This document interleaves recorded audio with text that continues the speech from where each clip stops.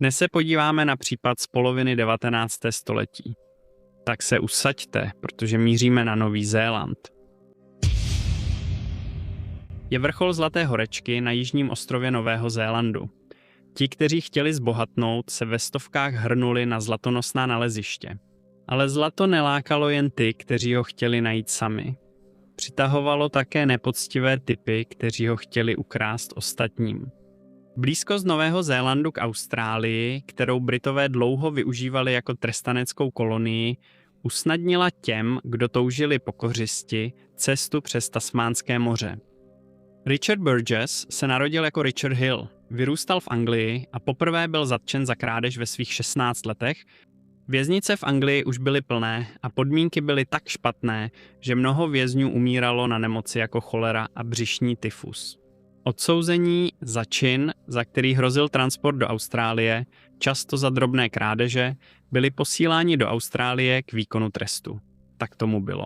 Richard přišel do Austrálie v roce 1847, odpykal si svůj trest a po propuštění se vrátil ke svým zlodějským způsobům, což vedlo k několika krátkým pobytům ve vězení. V té době si Richard v oblasti Melbourne už vybudoval pověst, takže v roce 1861 začal používat jméno Richard Burgess. Netrvalo dlouho a doslechl se o Zlaté horečce na Novém Zélandu. A tak se samozřejmě vydal na cestu k těm slibným břehům, kam dorazil v lednu 1862. Stejně jako Richard Burgess se Thomas Kelly narodil a vyrůstal v Anglii. Ve svém mládí byl mnohokrát uvězněn, převážně za drobné krádeže, ale po vážnějším odsouzení za vloupání byl také deportován do Austrálie, aby si tam odpykal svůj trest. Právě zde ve vězení se Thomas Kelly setkal s Richardem Burgessem. Když si odpykal svůj trest a doslechl se o Zlaté horečce, také se vydal na Nový Zéland. Dorazil zhruba ve stejnou dobu jako Richard a brzy se opět setkali. Společně se domluvili, že místo toho, aby se stali zlatokopy, zvolí snadnější cestu.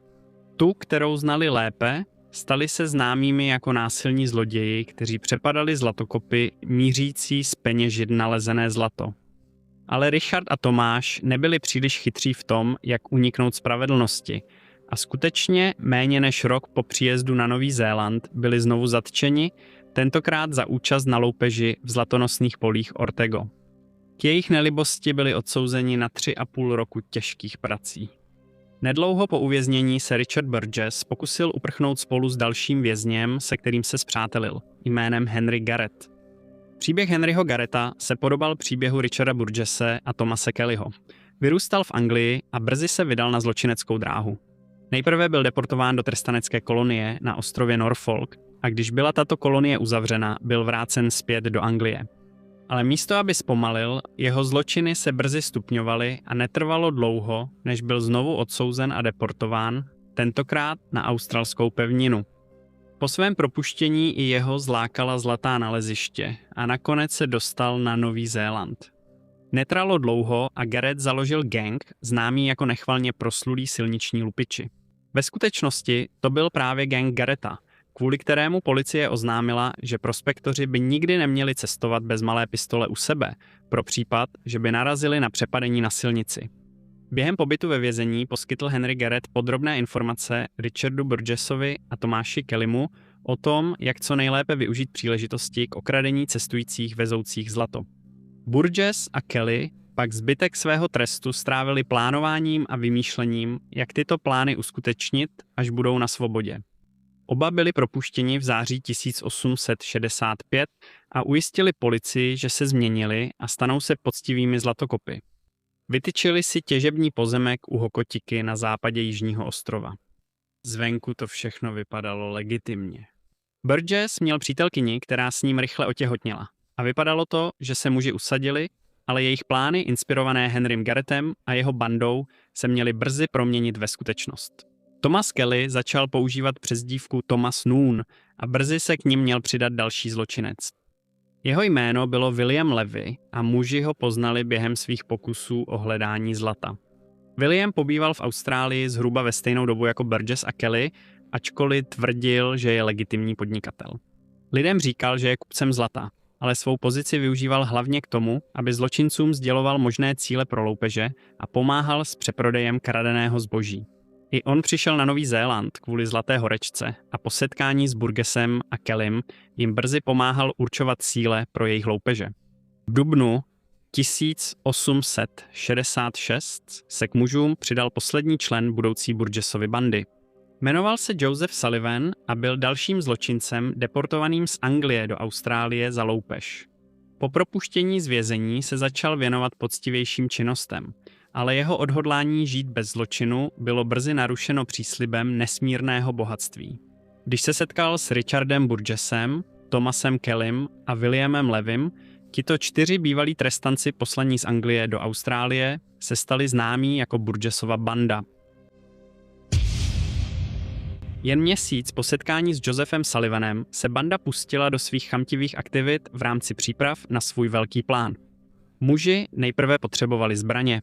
Burgess se rozhodl ukrást pár revolverů z policejního tábora poblíž svého bydliště s přítelkyní. Poté, co úspěšně ukradl zbraně, vymyslel poměrně záludný plán, jak to udělat, aby to vypadalo, že je našel. Tím, že je zakopal na pláži, se postaral o to, aby kolem právě procházeli nějací místní, když údajně narazil na revolvery zakopané v písku. Myslel si, že tímto způsobem, pokud by policie někdy prohledala jeho dům, bude moci říct, že má svědky, kteří potvrdí jeho verzi o tom, jak se k ním dostal. Samozřejmě policie Richarda Burgesse navštívila, ale poté, co byl zatčen, ho museli propustit. Udělali to, ale s varováním: opuste město, nebo to nebude naposledy, co u vás zaklepeme. Burgess, Kelly a Sullivan šli do Greymouth po pobřeží, William Levy cestoval lodí. Ti 4 muži už měli pověst a při společných cestách poutali více pozornosti, než chtěli. Jejich plán byl sejít se v Greymouthu a okrást výkupce zlata jménem pan Edward Fox. Když zjistili, že v Greymouthu je policejní inspektor, který je zná, rozhodli se přejít řeku Grey do Cobdenu. Dne 28. května napadli a zavraždili pána jménem pan George Dobson. Byl to zeměměřič, kterého si nějak spletli s Edwardem Foxem. Nakonec se vzdali pronásledování pana Foxe a pokračovali na sever do Westportu, kde plánovali vyloupit místní banku. Ale k jejich velkému zklamání zjistili, že banka byla zavřena. V oblasti už delší dobu nebylo nalezeno zlato, takže banka už nebyla potřeba. Zklamaní, ale odhodlaní, 4 muži upravili své plány a cestovali do Nelsonu lodí. Nelson leží na severu jižního ostrova, nedaleko hlavního přístavu Picton, který byl spojovací trasou mezi severním a jižním ostrovem. Díky své poloze se Nelson stal oblíbeným centrem zlatokopů, kteří se vraceli ze zlatonosných nalezišť a potřebovali místo, kam své bohatství uložit. Banda to viděla jako skvělou příležitost a začala plánovat vyloupení několika bank ve městě. Cesta byla poměrně dlouhá a trvala jim více než týden, než dorazili do Nelsonu, přičemž byli prakticky bez peněz, protože poslední úspory utratili za cestu lodí. Byl už 6. června a muži začali obhlížet banky, aby mohli zahájit své loupeže, ale policejní přítomnost v oblasti byla příliš velká a brzy si uvědomili, že je to příliš velké riziko. Lepší bude jít dál a najít si snadnější cíl. Vydali se tedy na cestu do Pictonu, což je asi 70 mil a cesta je měla vést kolem zlatonosné oblasti Vacka Marina. Po dohodě s majitelem pozemku přespali po cestě v opuštěném skladu. William Levy se svou minulostí v hledání bohatých obětí se pustil do hledání nového cíle pro gang. 12. června navštívil William Levy Deep Creek poblíž zlatonosné oblasti Vacka Marina. Různými způsoby se William Levy dozvěděl o skupině prospektorů, kteří se brzy chystali cestovat do Westportu s penězi a zlatem. Poté ostatním řekl, že na základě těchto nově získaných informací byly vytvořeny plány na přepadení cestovatelů v odlehlé části stezky, známé jako Mangutapu Trek. Brzy ráno, 12. června, se gang vydal na cestu s plánem zaujmout místo poblíž stezky, odkud by mohli vidět blížící se cestovatele. Cestou narazili na dalšího cestovatele jménem James Battle, který cestoval sám. Obávali se možného svědka a tak se rozhodli ho zabít. Napadli a uškrtili bezbraného muže, než ho pohřbili v mělkém hrobě. Poté mu ukradli 3 libry, které měl u sebe, a pokračovali dál ve své cestě. Přenocovali v táboře a následující ráno zaujali svá místa podél stezky Mangatapu. kde čekali, až jejich oběti dorazí. Ve 13 hodin dne 12. června se objevili 4 muži. Jmenovali se Felix Matthew, James Dudley, John Kempthorne a James de Pontus. Jeden po druhém byli napadeni gangem a zabiti tím nejkrutějším způsobem. Jeden byl uškrcen, 2 byli zastřeleni a ten poslední byl jak zastřelen, tak pobodán. Zabili také koně, kteří nesli jejich zboží. 3 z mužů byli ponecháni pohromadě v jedné hromadě, zatímco James de Pontus byl odnesen o kousek dál a pohřben zvlášť, aby to při vyšetřování vypadalo, že spáchal vraždy on a utekl s lupem. Banda Burgesse zjistila, že muži a koně převáželi hotovost a zlato v hodnotě 320 poté, se vrátili do Nelsonu a začali prodávat svůj lup. Bydleli v různých hotelech pod falešnými jmény a naplánovali cestu lodí do New Plymouthu.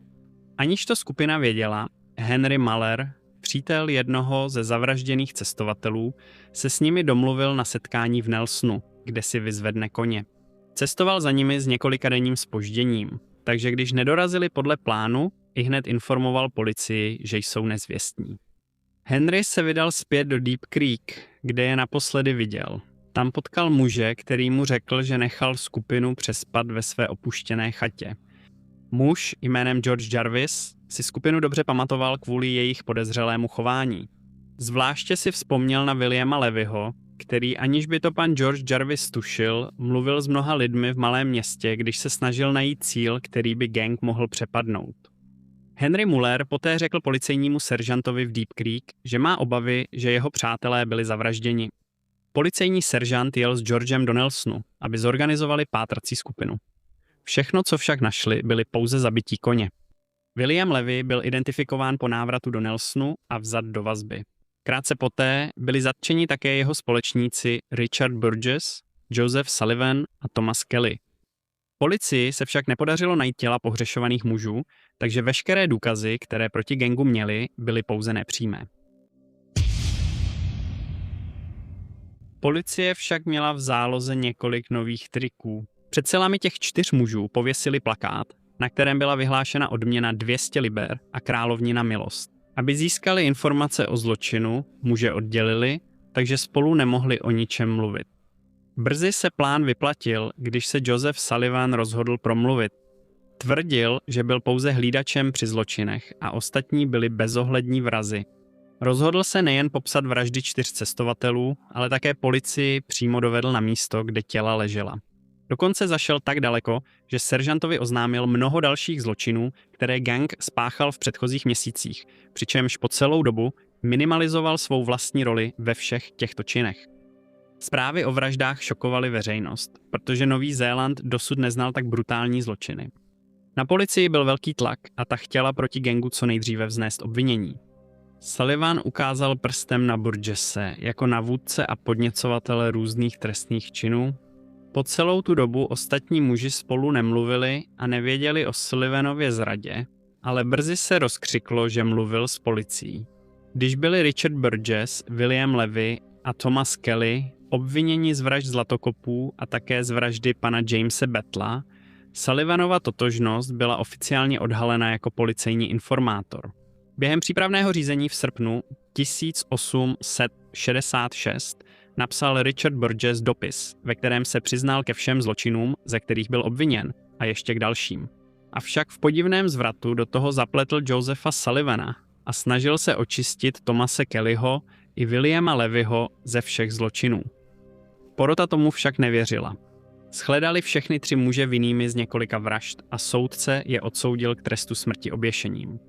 Kvůli Sullivanově roli informátora mu byla udělena amnestie za jeho podíl na vraždách zlatokopů, ale ta platila pouze pro tento případ, ne pro vraždu Jamese Battla, kterou se státní zástupci rozhodli projednávat jako samostatný případ. V září téhož roku byl Sullivan shledán vinným z vraždy Jamese Battla a také odsouzen k trestu smrti oběšením. Sullivan tvrdil, že si zaslouží milost kvůli dohodě v minulém případu. Ke znechucení veřejnosti policie jeho tvrzení podpořila. Obávali se, že pokud by budoucí informátoři nevěřili, že dohody je ochrání před trestem smrti, nevystoupili by. Sullivanův trest byl změněn z trestu smrti na doživotí. Dne 5. října 1800 66 byli Richard Burgess, William Levy a Thomas Kelly převezeni do věznice v Nelsonu. Šibenice byla postavena speciálně pro tyto popravy, protože v Nelsonu dosud nikdy neměli případ vraždy. Obvykle mohla veřejnost tyto události sledovat, ale kvůli hněvu vůči těmto mužům byla poprava neveřejná. Přesto se u věznice shromáždil dav v naději, že uvidí vykonání rozsudku. Muži byli odvedeni ke šibenici. Tomáš Kelly byl tak rozrušený, že ho museli na pódium přinést. Mohli říci svá poslední slova. Richard Burgess prohlásil, že se smrti nebojí víc, než by se bál jít na svatbu. Zatímco William Levy klidně prohlásil svou nevinu, Tomáš Kelly, který nakonec dokázal promluvit, začal číst zmatený projev. Byl uprostřed věty, když Kat zatáhl zapáku, která v 8:30 ráno otevřela padací dveře. Poté, co byli prohlášeni za mrtvé, lékaři jejich těla rozpitvali. Jak bylo v té době běžnou praxí, byly pořízeny odlitky jejich hlav, známé jako posmrtné masky. Věřilo se, že podstatu charakteru člověka lze určit pohledem na tvar rysů hlavy v praxi zvané frenologie. Tito tři muži, Richard Burgess, William Levy a Thomas Kelly, byli poté pohřbeni do neoznačených hrobů na vězeňském dvoře v Nelsonu. Co se stalo s informátorem Josephem Sullivanem? 2 roky po popravách svých předchozích společníků byl převezen do věznice v Dunedinu, kde nadále protestoval, že by měl být omilostněn kvůli své amnestijní dohodě. Trvalo to 6 let, než ho v roce 1874 guvernér Sir James Ferguson omilostnil pod podmínkou, že okamžitě opustí Nový Zéland a už se nikdy nevrátí. Podmínka zahrnovala také to, že nesměl odjet ani do Austrálie. Byl poslán lodí zpět do Anglie, ale během 6 měsíců byl opět na cestě zpět do Austrálie, kam byl původně poslán jako trestanec. Jeho svoboda byla krátkodobá a brzy byl zatčen a odsouzen ke 3 letům vězení. Po jeho propuštění se vláda pokusila o deportaci na Nový Zéland, což bylo kvůli dřívějším podmínkám odmítnuto. Zprávy se liší ohledně osudu Josepha Sullivana. Některé uvádějí, že se skutečně vrátil na Nový Zéland pod jiným jménem, zatímco jiné tvrdí, že zemřel v Austrálii. I dodnes stojí památník na stezce Mangatapu na místě, kde byli podcestní zavražděni. Oblast byla známá jako Vrahova skála. Posmrtné masky 3 oběšených mužů jsou stále vystaveny v provinčním muzeu v Nelsonu. V roce 2020 byl natočen krátký film s názvem Death Around Every Bend, který děsivě podrobně líčí příběh vražd v Mangatapu z roku 1866. Zdravím vás všechny a moc vám děkuji, že jste poslouchali. Jako obvykle prosím zanechte jakékoliv komentáře nebo zpětnou vazbu a doufám, že se s vámi všemi opět uvidím v dalším dílu Briefcase.